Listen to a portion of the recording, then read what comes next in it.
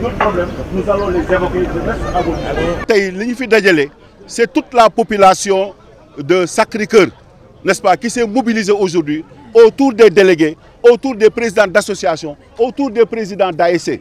Nga xam ni par rapport ak préoccupation bi ñu am mooy bande bii ngeen di gis nii bi ñu koy tabax Sacré-Cœur dañu aménager bande bi ñu ne ñii dëkk fii dëkkuwaay bi fii xat na xataay boo xam ni fii rek la ñu am pour ñu mën a bu ñu sonnee wala bu naaj bi tàngee wala bu ngoonee njaboot yi xale yi ñoom ñëpp ñu génn fii di fi war a mën a doxantu looloo tax ñii ñu jënd seen kër yi parce que bu ñu leen proposé woon ci plan initial bi ñu ne leen fii dañ fiy def ay immeuble man wóor na ma ñu dëkk fii yëpp du ñu jënd kër buñ fi jëndee dañ leen jaay espace bi dañ leen jaay kër yi jaayaale leen espace bi donc ñun mënuñu comprendre que espace bu mel nii sans pour autant mu am des discussions préalables wala concertation préalable ak population yi wax leen ni dañ koy jox nit mais dañuy toog ba mu yàgg ñu wax ñu fii dafa am kenn ko dafa am titre foncier moomeelu benn doomu aadama muy monsieur Mbackiyou Faye dans un premier temps après ñu wax ñu que terrain bi Mbackiyou Faye daf ko jaay waa Teliem donc loolu aussi ñun man wóor na ma ni que autorités yi bees yi toog ni xëy na yëguñu lii wala amuñu tous les éléments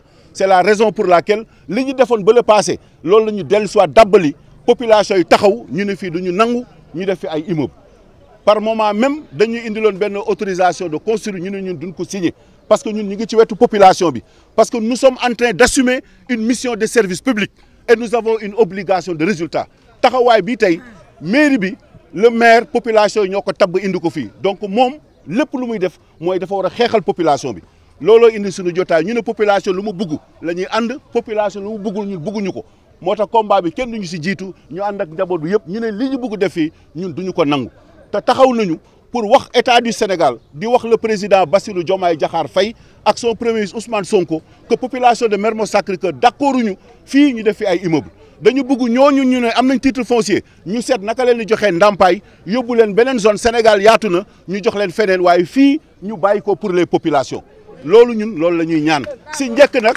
ak teranga nous sommes des gens responsables nous sommes des républicains on ne souhaiterait pas faire des choses allant à l'encontre en tout cas de la volonté de ce pays-là nit yi sonn nañu nous vivons des moments très difficiles avec cette tension de trésorerie qui a impacté dans les paniers des ménagères de sorte que duñ ñu yokkal beneen coono suñu doom yi nous avons vu que ils sont en train de sombrer dans la drogue n'est-ce pas loolu yëpp lu koy wane mooy amuñu espace d'épanouissement et nous sommes meurtris pour voir que partout maintenant dañuy gis ay borom doole borom kattan borom alal ñu leen di jox ay suuf au détriment des populations ñu koy jël di si def seen business au détriment des populations et cela ne peut prospérer c'est la raison pour laquelle une fois de plus si njëkk si teranga ñuy interpeller encore une fois nit soo jaaxlee ñu nekk dans un état démocratique dans un état organisé il y a des personnalités de valeur qui sont encore là dans ce pays te yaakaar nañu le président de la République suñ ko waxee suñu métit dinañu ko mën a fajal suñ ko waxee suñu premier ministre dinañu ko mën a fajal looloo taxoon tey ñu tase fii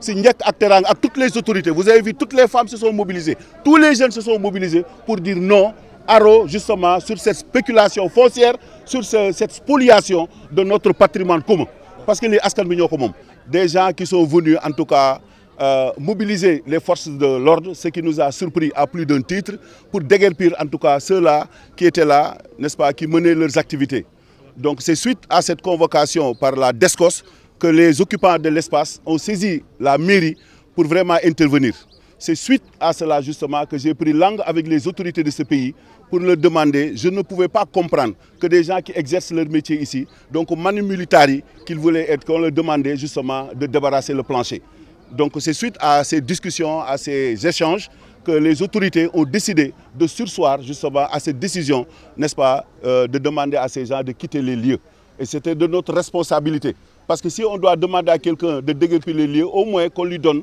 n'est-ce pas le temps de pouvoir chercher un autre endroit ce qui a été fait mais nous savons que derrière c'est le monstre qui s'est réveillé aussi et nous savons que peut-être les autorités de ce pays n'est-ce pas n'ont pas tous les éléments d'appréciation c'est la raison pour laquelle nous avons mobilisé toute la population de Sacré-Cœur n'est-ce pas pour dire haro qu'on arrête justement cette spoliation cette spéculation sur le foncier de la commune de Mermoz Sacré-Cœur parce que ceux qui habitent là ils ont une préoccupation majeure ces gens sont meurtris pour ne pas dire qu'ils ont la mort dans l'âme de voir que leur espace de vie va être accaparé par en tout cas des businessmen. Le mot n'est pas de trop, ce sont des businessmen. Parce qu'en achetant les maisons, ces gens qui sont là au niveau, n'est-ce pas, sur l'empreinte, hein, n'est-ce pas, c'est des gens qui avaient acheté leur maison pour avoir leur quiétude. Parce que dans le plan directeur, dans le plan initial, on leur avait dit que ici, c'est un espace de jeu, c'est un aire de jeu, et cet espace constitue justement le poumon, n'est-ce pas, de ce quartier. Donc on ne pouvait pas accepter, chemin faisant, que des gens à qui on a donné un titre foncier, nous dit-on, n'est-ce pas, qui vont exploiter ici pour construire des immeubles. Et avec l'aménagement de ces immeubles ou l'érection de ces immeubles, ces gens-là seront étouffés dans leur confort intérieur. Ce qui nous a valu cette belle mobilisation pour dire qu'on n'accepterait pas que des immeubles sortent de terre. Nous, on nous a même amené un document de signature pour une autorisation de construire. Nous avons refusé de signer justement cette autorisation. Et ça a été une lutte acharnée depuis le début, avant que je ne prenne les rênes de la mairie. Donc mon prédécesseur Barthélemy s'est toujours battu pour que ces immeubles ne sortent pas de terre. Et nous avons la même préoccupation avec toute la population derrière, vous l'avez vu. C'est des présidents d'associations, c'est des jeunes. Parce que ce que nous ne pouvons pas accepter, quand on aménage un quartier, il peut normalement, forcément, il faudrait que les jeunes puissent avoir des espaces pour pouvoir s'épanouir. Parce que si vous voyez ce banditisme grandissant dans nos quartiers, c'est parce que simplement les jeunes n'ont pas d'air d'épanouissement. Et c'est une préoccupation majeure de la collectivité. Nous autres, nous avons des idées, nous avons des projets, nous avons fait toujours preuve d'innovation et de créativité. Mais malheureusement, nous manquons d'espace justement pour vraiment aménager justement des espaces pour nos enfants. Et on parle d'éducation, on parle de l'avenir de ce pays-là, mais il va falloir forcément que ces espaces puissent être érigés en des espaces de vie pour permettre aux populations de pouvoir sortir de chez eux et sortir au dehors justement pour humer l'air du dehors. Donc ce qui a valu cette mobilisation du jour. Parce que quand on a pris les rênes de la mairie, donc il y a un aménagiste qui est là, un professionnel dans son métier, M. Saliou Thiam, qui avait même proposé à la commune justement un plan d'aménagement. Donc c'est un espace de vie pour les enfants et pour les personnes du troisième âge. Mais on ne peut pas comprendre qu'on puisse donner tout cet espace à une seule personne qui va... Mais dans un premier temps, on nous avait dit que le terrain a été vendu à Mbakiou Faye. Et que par la suite, on nous a dit que Mbakiou Faye a refilé le terrain à Télium. Et récemment, nous avons vu, n'est-ce pas, donc l'escadron de la gendarmerie sur les lieux. On a même déguerpi des gens qui menaient leurs activités ici. Donc ça veut dire que ces gens sont prêts à aménager justement cet espace pour ériger justement des immeubles. C'est ce que la population aujourd'hui est en tout cas debout comme un seul homme, n'est-ce pas, disant le même mot pour dire arrête, qu'on arrête justement cette spéculation sur le foncier. Je voulais ajouter une chose. Comme ni Toubab di wax, la nature a horreur du vide. Si vous avez vu que l'espace B, c'est un espace privé, nous sommes des légalistes. Le plus nous dans les textes. Espace B, la mairie de Mermoz Sacré-Cœur a toujours déployé, mobilisé des millions pour désencombrer cet espace. Mais il y a des gens qui ont occupé l'espace.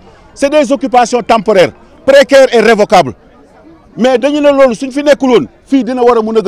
nous, on n'est pas d'accord sur les installations anarchiques. Ça, je voudrais rassurer les populations. On ne peut tolérer les occupations anarchiques.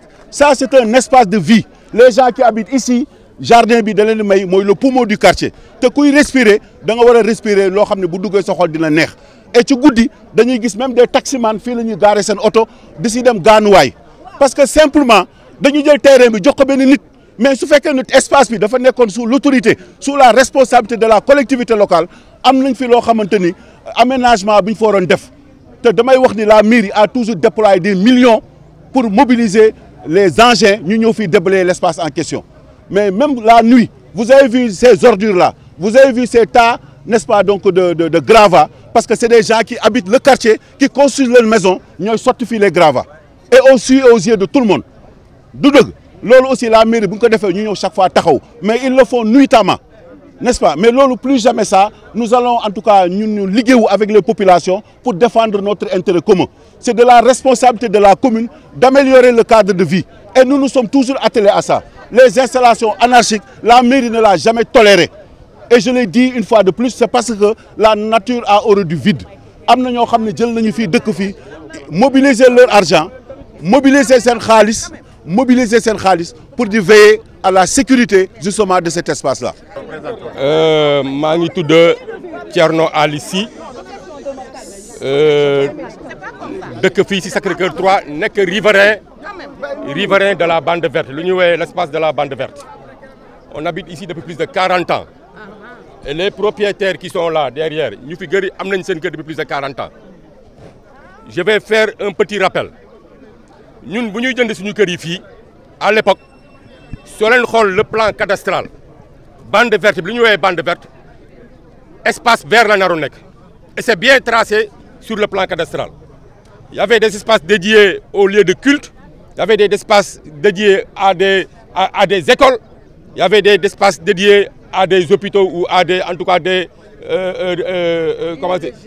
et des lieux, voilà. Donc, SICAP, tous les espaces communs doivent dédiés à la mairie de Mermoz Sacré-Cœur. Et c'était à la mairie de Mermoz Sacré-Cœur d'aménager ces espaces-là pour le bien-être des populations. On a eu vent que sous le magistère du directeur de SICAP, qui s'appelle M. Omar Sarr, le terrain, le nommé Mbakiou Faye. Et ça, acte de vente, d'abord déjà, c'est illégal. Parce que SICAP, une fois que dédié le terrain à la commune, SICAP ne peut pas le terrain. Le terrain, SICAP, SICAP, qui est la commune. Donc, ce que le directeur SICAP dit, d'abord, c'est illégal. Mbakiou Faye, nous avons dit Yerim Sow. Yerim Sow, nous avons promoteur immobilier, Telium. Nous avons fait des immeubles. Et nous, la population, nous avons fait parce que nous dédié pour des espaces verts, pour l'épanouissement de nos enfants, il faut que nous respections. La mairie, d'abord, la mairie, il faut que c'est prérogative. Si le SICAP a une bande, aménager la population, la mairie a aménager la population. Mais la mairie, depuis l'époque de Barthélémy Diaz, moi, personnellement, j'étais allé le voir. Je dis que la bande de terre, c'est sous la responsabilité communale. Aménager l'enco. Parce que si on aménagé, ce sera un lieu de dépotoir d'ordures. Nous faisons sortir des gravats, des khadjudé, nous faisons sandi, des khadjudé, mbamidé, le plus que fait sandi.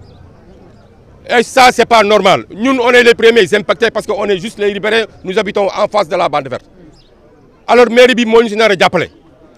Espace, comme le maire l'a dit, la nature a horreur du vide. Effectivement, si on a un espace, kenn defu ci dara. Ñu ci sorti ay gravats, di ci sorti ay mbalit, mais loolu dafa ñaaw. Dafa ñaaw. Té amuñu droit, man personnellement xeex naa fi à 2 h du matin ak ñaari charité yi fiy sorti ay gravats. Té jógee wuñu ci koñ bi. Feneen la ñuy jógee ñoom leen di fay pour ñu sandi ay gravats. Ñuy wër di xool fan la ñuy am espace pour sandi gravats. Ñu xam ne fii Sacré-Cœur 3 am na syndicat yu mbalit. Ñu ñëw sandi ko fi seen gravats. Ñu ci gën a bëri dëkk ñu fii Sacré-Cœur 3. Feneen la ñuy jógee ñu leen ay charité ñoo ko fi indi guddi. Donc ça veut dire que mairie bi nak mo ñu nar a dimbali ñun population yi